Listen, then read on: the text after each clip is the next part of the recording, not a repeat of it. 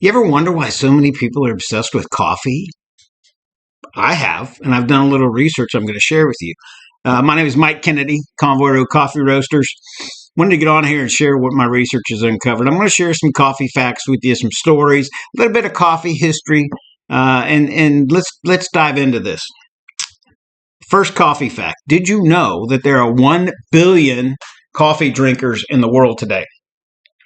Did you also know that on average, 2.25 billion cups of coffee are consumed in the world every single day? 2.25 billion. There's really no doubt that coffee is an obsession. Coffee culture is alive and well. For some people, it's specialty coffee. That's us. We roast specialty coffee only. We like the higher quality coffees, those with cup scores of, between 80 and 89 generally. We try to keep them 84, higher than 84. For some, it's espresso. That's their thing. That's all they want to drink. For others, it's lattes every day for me. And that's cool. That's fine. There's just different kind of coffee snobs, coffee enthusiasts out there. For some, it's the incredible backstory of a small coffee farm, some far off land, just a man, his wife, and their kids running a coffee farm, eking out a living, just so that you can have a little cup of joy every morning. There's also some brewing methods that there's most people probably use an auto drip coffee maker. It's very convenient. Put the coffee in the little basket with the filter, fill up some water, touch the button, wait a few minutes. We do that. There's other methods too, though, and people swear by them. There's those who love the AeroPress, and they carry it with them wherever they go. Then you've got your French press fanatics. Some people, just drink coffee for the caffeine. They need that little kick. Another coffee fact. Did you know that data from 2022 and 2023 harvests, this is the world over, show that over 168.2 million bags of coffee were produced globally?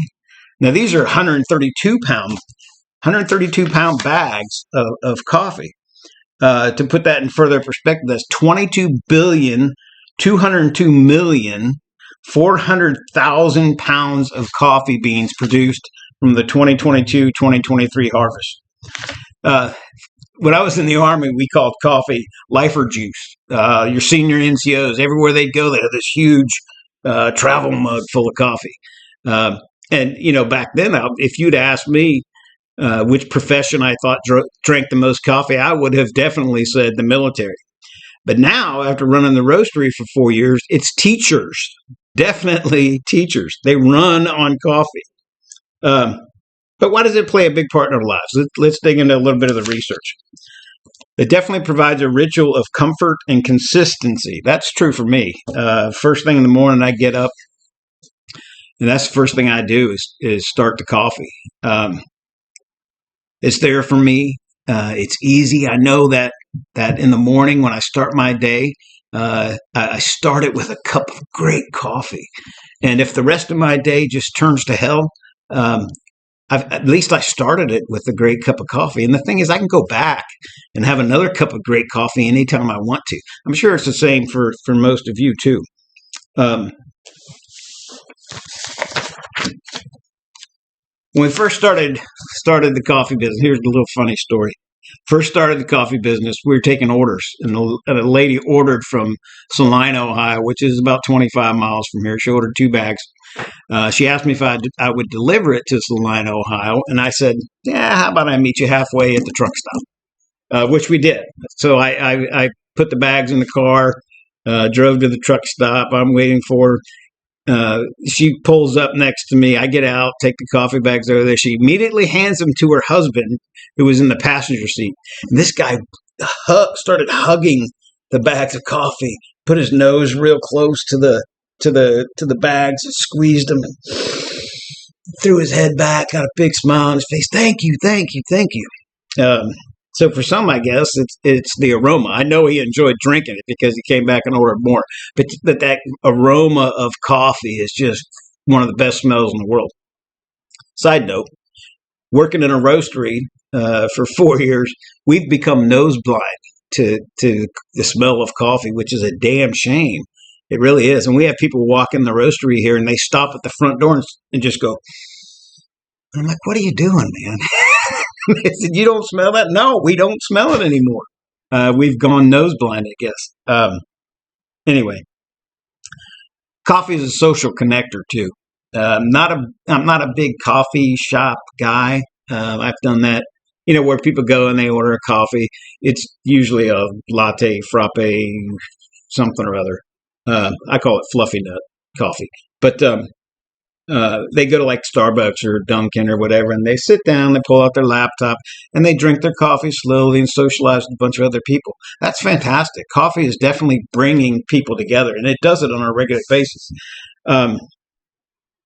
So it really it keeps us in touch with our humanity and puts us around people that we may not have ever met before or any other way except through coffee. There's this social connection that we get from coffee.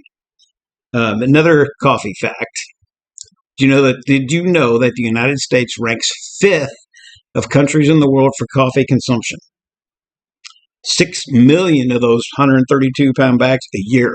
And then that equates to 792 million pounds of coffee brought in, at least, are consumed in the U.S. Every year. There's more parts to this too. How many times have you seen somebody holding a cup of steaming hot coffee with both hands? And they're just, they get that warmth. They got their hands on the warm cup.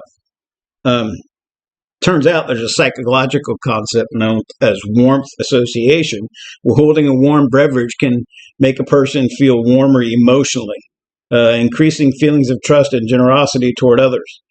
The physical warmth of coffee in your hands can translate into emotional warmth, enhancing our sense of comfort and well-being. So we get that from coffee as well. Now it's time to talk about a misconception, coffee misconception. Some people still believe that coffee is bad for your health. It's not true. Full of antioxidants. The caffeine stimulates your brain. We were selling bags of coffee at an event and offering samples. And this guy walks by, got a couple kids in tow. And the oldest kid, he was probably 10 or 12, I guess. He says, Daddy, can we try some of this coffee? And immediately Dad came back and said, no way, little man. Coffee stunts your growth and it's bad for you. And I was like, how can people still be believing that?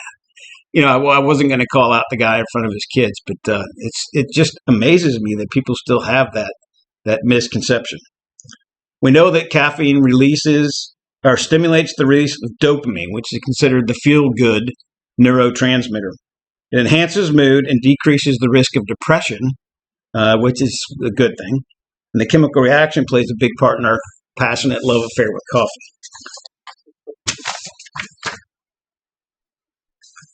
Now, back to the health piece real quick. Coffee is full of antioxidants, which are good in any number of ways. I'm not a health guy, but and I'm not going to go into that. But it's full of those antioxidants that we can't get, that we don't get from a lot of our other drinks or food. Boosts our energy. It may lower your risk of type 2 diabetes and depression, may support weight management, and help you live a longer life. So that's a great thing about coffee. Not necessarily, I don't drink coffee for the health benefits, but I'm glad I get them. So coffee culture. Coffee really produces a sense of identity. We identify with other coffee lovers. And it's, if you're a coffee snob, especially, because you're like, yeah, and you know what a cup score is, you know what a single origin is, and we've built a lot of really good relationships, customers who became friends over coffee. Coffee is definitely associated with productivity. Now, I want you to imagine something. Imagine coffee had never been invented or never been discovered. Excuse me. Where would our society be? Where would the world be today if, geniuses and those scientists working long and hard on life-changing inventions and concepts and things like that. What if they didn't have coffee to fuel their late night work sessions? And yeah, it's just a hard thing to imagine. So it's definitely associated with productivity, but it also produces a conditioned response. Drinking that first cup signals to the brain that hey, it's time to get to work. And that, for me, it's I'm not doing a damn thing till I've had coffee. We have a sign in our coffee roastery. Hang on, let me see if I can find it.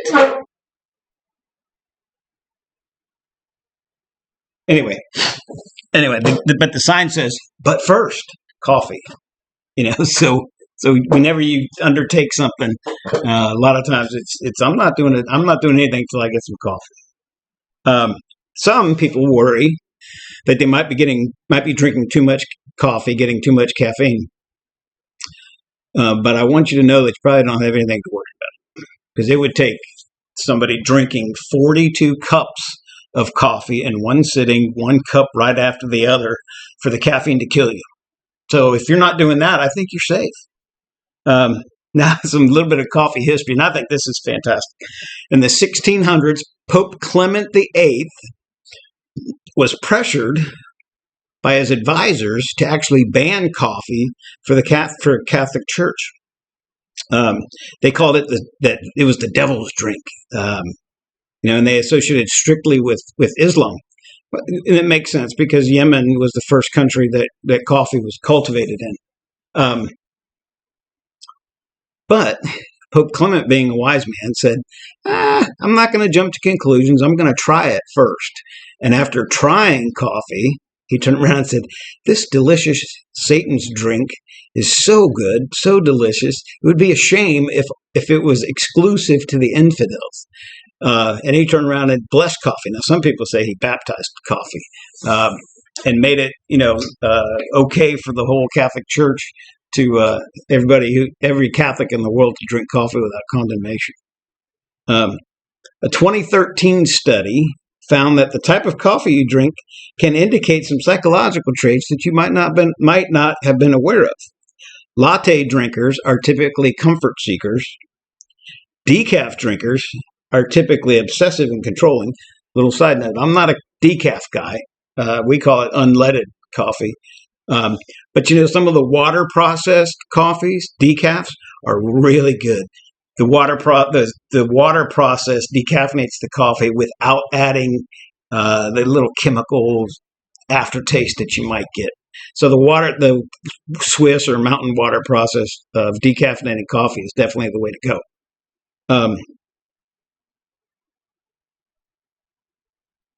Those who order sweet or frozen coffee drinks enjoy trends, and black coffee drinkers are patient and stubborn.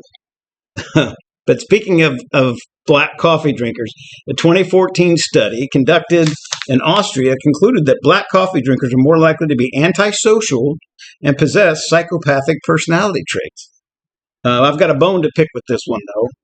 In the study, they state that black coffee drinkers are those who prefer more bitter-tasting foods. Here's my dispute. Even dark roasted coffee, black coffee, does not have to be bitter. If you roast it right and you brew it right, it's not going to be bitter. So that's my dispute. Which brings us to misconception number 2, which is that a lot of people think that all coffee is bitter. It's not. It doesn't have to be anyway. You roast it correctly, you brew it correctly. You could have the smoothest cup of coffee in the world. Some of the coffees we brought in are smooth as silk. So it doesn't have to be bitter, but a lot of people still think that. A little bit more on bitterness. Another article, this one from 2018, was entitled "A Bitter Buzz: The Psychology Behind Our Love of Coffee." See, the author told on himself, though, right away in the title before I even read the article. Because it doesn't have to be bitter. He says that cites a study that found coffee drinkers are actually more sensitive to the bitter taste of caffeine. It amazes me that people are still walking around with a false impression that all coffee is bitter. Another story. I was out and about a few months ago wearing one of our World Coffee Tour T-shirts. T-shirt on the front. It's got our logo on the back. It's got a map of the coffee belt, as you can see on the map here, with each of the origins of the month that we bring in. And he saw the back of my shirt. He said, "Hey, World Coffee Tour, what's that?" And I explained to him, what it is we do. And he came out and said, I asked him if he was a big coffee drinker. And he said, "Well, my wife's a big coffee drinker, but I just can't get over the bitterness." And I said, "Well, quit drinking cheap-ass crappy coffee then, and you'll be all right." He was dumbfounded. He didn't understand. He truly believed that all coffee was bitter. Let's talk a little bit about genetics. An article on how our genes interact with coffee states that humans generally have a genetic inborn aversion towards bitterness to stop us from eating poisonous food. And it asks, why then do we keep refilling our cups? I'm not going to get into the scientific reasons there, but maybe, just maybe, we're refilling our cups with coffee that has never been bitter, and that's why we keep drinking it in the first place. Now, how about caffeine addiction? A lot of heavy coffee drinkers, when they go without it for whatever reason for a period of time, they'll end up with a headache and they'll be irritable, grouchy. About 25 years ago, when a lot of people still believed that coffee was bad for you, I decided I was going to quit. This is 25 years ago. I made it till about 3 o'clock in the afternoon, had the worst headache ever, horrible pain, couldn't stand it. And I decided right then and there that quitting coffee was a bad idea. Last coffee fact. 220 million Americans drink coffee on a daily basis. 220 million. The average American coffee drinker drinks 3.1 cups of coffee per day. If you do the math on that, that equates to American coffee drinkers drinking 682 million cups of coffee every single day. That's crazy. So just want to summarize real quick. So many people in the world love coffee, and I hope I've provided some reasons why. To me, coffee is a good friend, a true good friend. It's always there for me. It's always encouraging me. It's always, always there to make my day better, make me feel better. It's always helping stimulate my productivity. You can do it. You get a cup of coffee, telling you can do it. You can tackle the world today.